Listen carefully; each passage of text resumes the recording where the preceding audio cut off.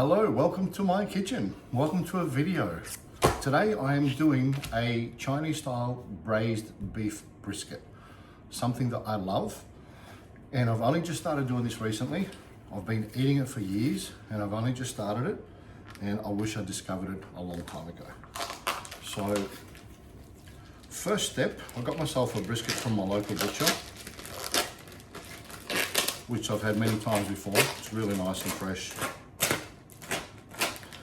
So the first step, other than patting my brisket dry, is chopping it up in pieces, and I'm going to boil it for about 5 minutes just to get the impurities off. And this is something I've noticed in a lot of brisket recipes. Again, I've never done that before with other meat, with casseroles, goulash, anything else, but when I started doing it with brisket and I see what comes off the meat, I don't know what it is, but I'm going to do it all the time because it doesn't look pretty. So I'm going to chop this up into fairly sizable chunks, because this is going to cook for some time and it will shrink due to the moisture. So cut it a little bit larger than what the chunks are that you really want at the end when it's finished cooking, if that makes sense.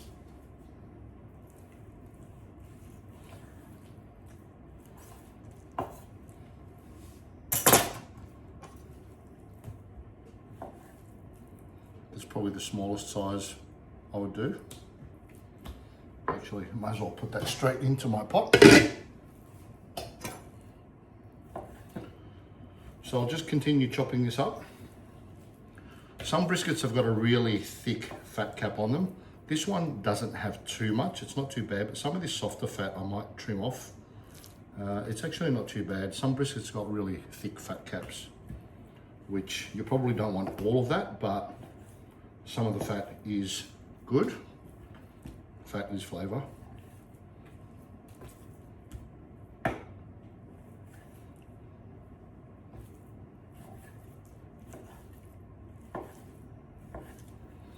So I'm going to boil this for about 5 minutes, like I said. Once it starts boiling, then I'll strain it, wipe the pot down because it does have a bit of residue in there after the boiling process is finished. Then I'll use the same pot to continue the process. So it's quite simple, it's not that complex to do. Once we boil the meat, I'll put it aside and then I'll start with the spices. And the main spice or flavor base for this recipe is this paste, chuhu paste. I don't know if that's the right way to pronounce it, but that's how I'm pronouncing it, chuhu paste, which I bought from my local Asian supermarket. I couldn't find this in our regular grocery stores in Australia or in the Gold Coast, Australia, where I'm based. But there's plenty of Asian grocery stores here, and my local one had it, luckily. Otherwise you can just buy it online. Okay, so I'm nearly done with the chopping.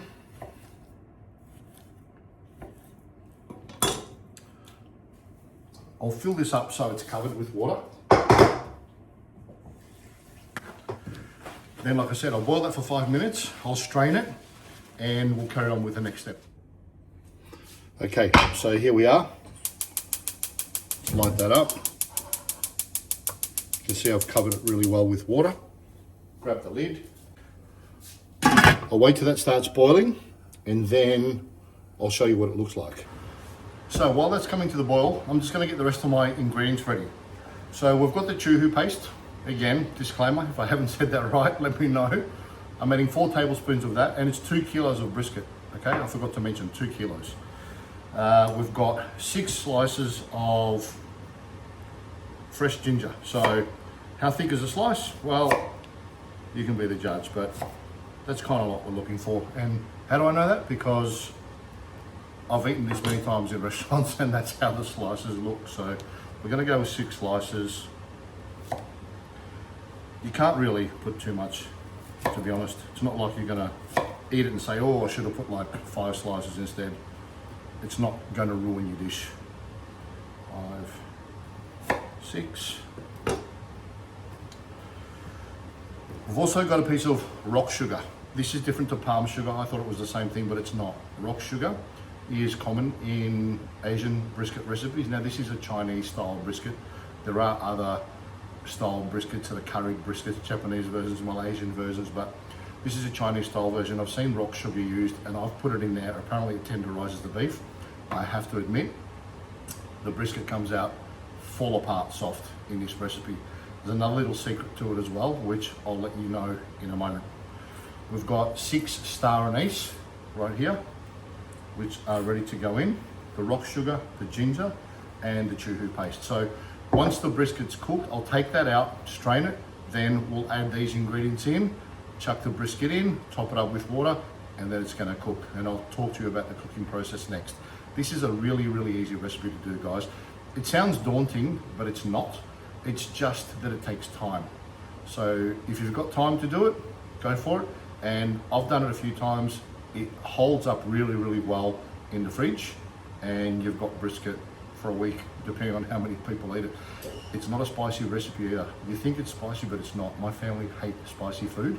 They just don't like spicy food. But when I cooked this for the first time, they all ate it, my wife, my daughter, everybody, and they do not like spice. So it's good if you don't like spices. Okay, so we're nearly at the boil. Just wanted to come over and show you what I'm talking about. Now, that's obviously called scum. Same as when you're doing a soup, you're doing a long cook, you'll just skim the top off. I don't need to do that in this case because we're going to drain this and rinse it and start again. So I'll just let that boil for 3 minutes, drain it, and go to the next step. Okay, so that's been about 5 minutes. That's what we've got. Doesn't look very appetizing now. You can see the lid with all that scum. So I'm going to take this over to the sink, drain it, rinse it, wash the pot, and go to the next stage. All right, let's get this brisket out and strain it.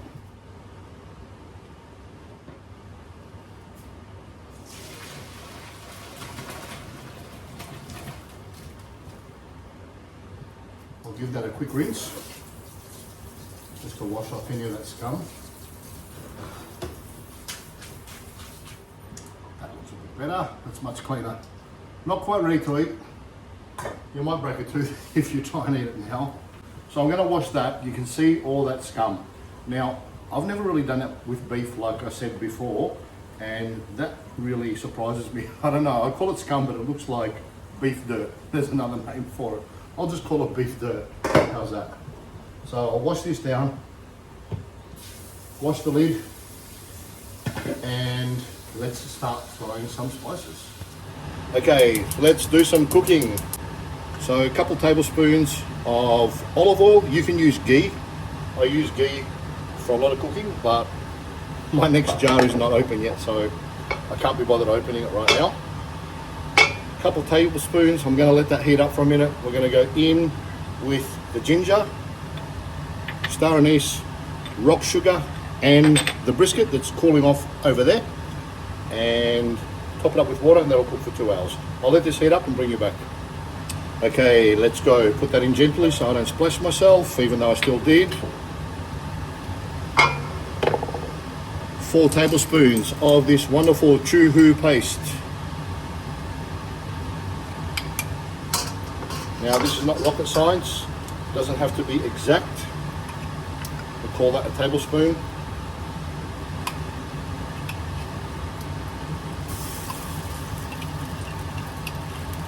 Now again, this is for 2 kilos of brisket.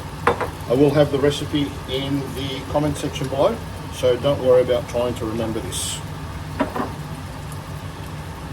Give that a quick stir. Now that needs to become aromatic. You can smell all those spices being released from the paste.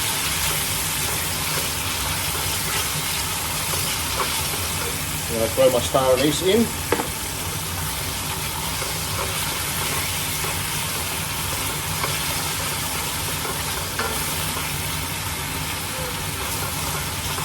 That smells fantastic, and the smells that you're getting out of this pot right now is exactly what your brisket is going to smell and taste like at the end, which is a good thing. So I'll grab the brisket. In we go.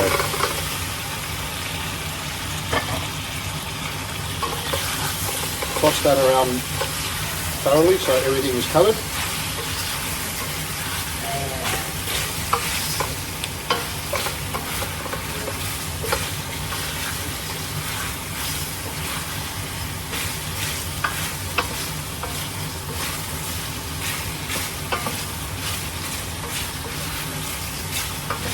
That is looking nice. In goes my piece of rock sugar. Now I'm going to grab some boiling water and cover that up. There's nothing worse than waiting for your kettle to boil when you want to pour hot water in something that you're cooking. But we're lucky enough to have one of those instant hot water taps in this house, which is fantastic. Because waiting for a kettle to boil at this stage is like waiting to watching paint dry.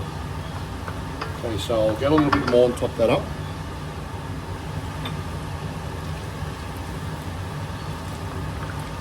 Don't be afraid to put too much water in, although you do need to be mindful of the end result as to whether it's going to be too watery or not. But if there's too much water and it's too thin, just leave the lid off towards the end and just reduce it down. But I'm pretty happy with that. I might even touch it up with just a little bit more.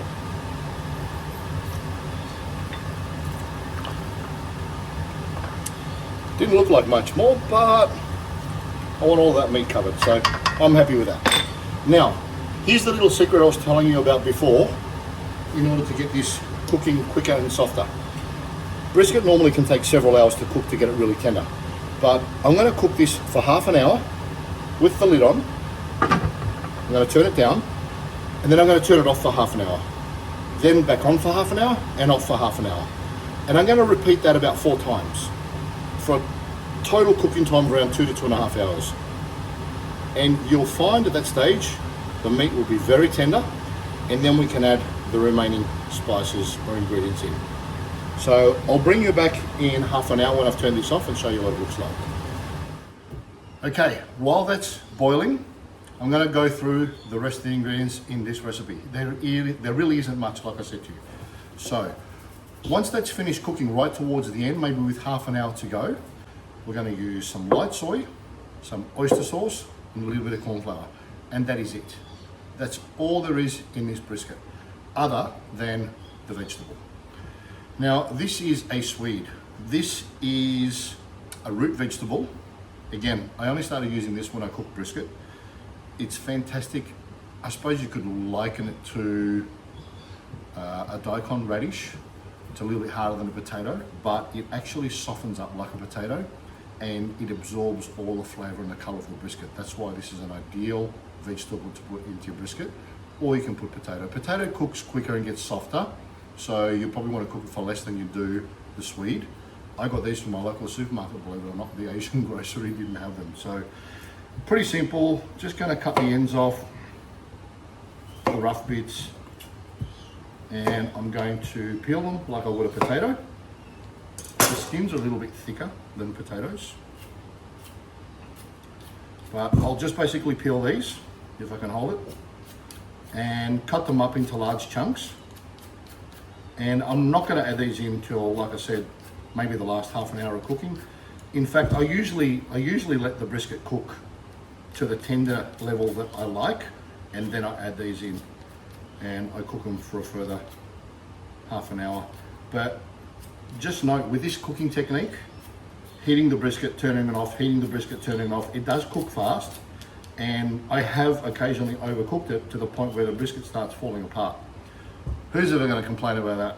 But I do like the brisket pieces to be intact for this dish rather than falling apart and shredded like a ragu, because it's not a ragu and it doesn't look as nice on the plate in my opinion. So I'll just finish peeling these and show you roughly what size I cut these up, but pretty much just large chunks.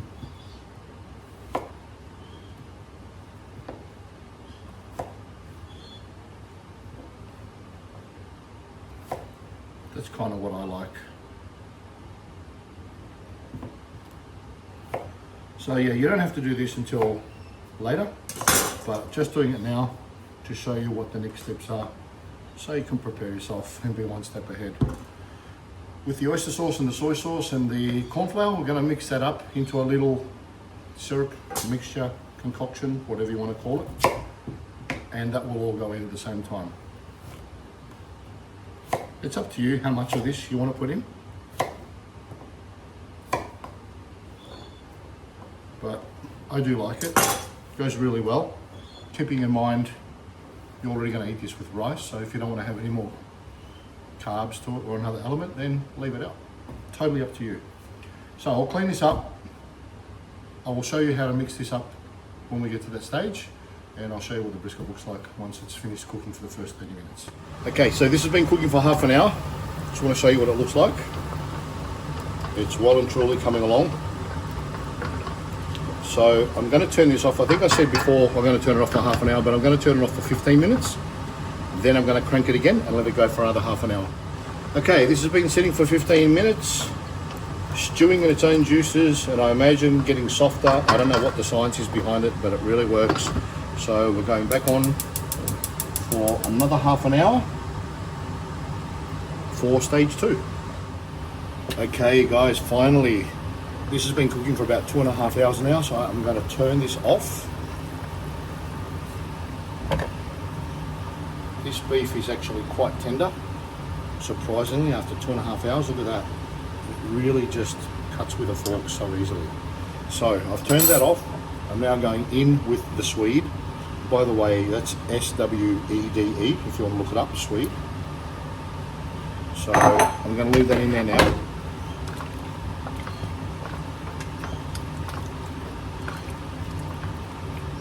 Push those all under so that can start absorbing that flavour and start the cooking process.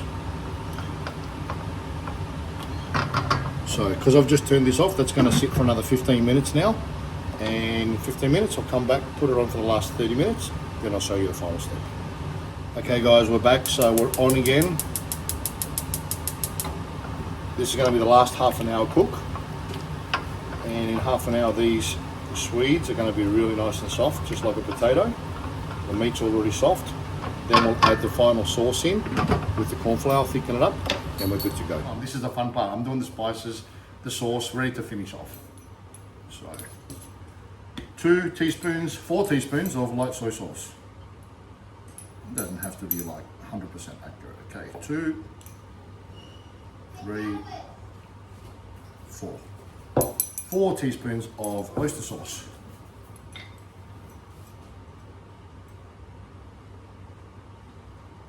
Again, this is for 2 kilos of brisket. 1, 2,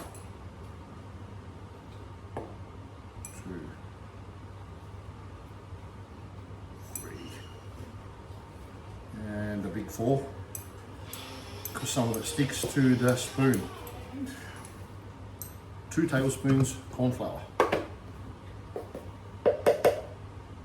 1, 2. Along with that, we want 4 tablespoons of water.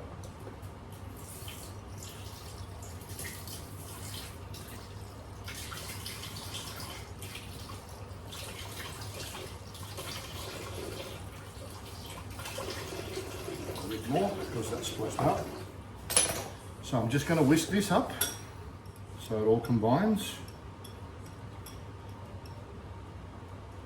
And once my brisket has stopped cooking for the last 30 minutes with my veggies in there, my Swede, I'm going to pour this in, and then I'm going to cook it for maybe 5 more minutes until I get the consistency that I want. If it's too runny, there's too much liquid and I think I'll just cook it for longer. And that's what we're left with. Okay guys, we're back.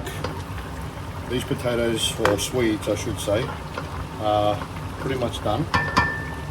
So I'm going to go in now with my mixture that we mixed up earlier. The light soy, the corn flour, the water, and oyster sauce. Just give that another stir because the corn flour does settle on the bottom. Okay, so I'm going to go in with that. Give it a stir.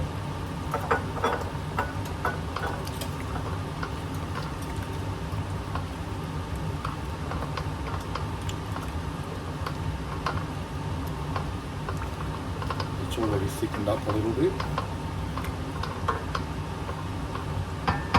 Just going to put the lid back on now.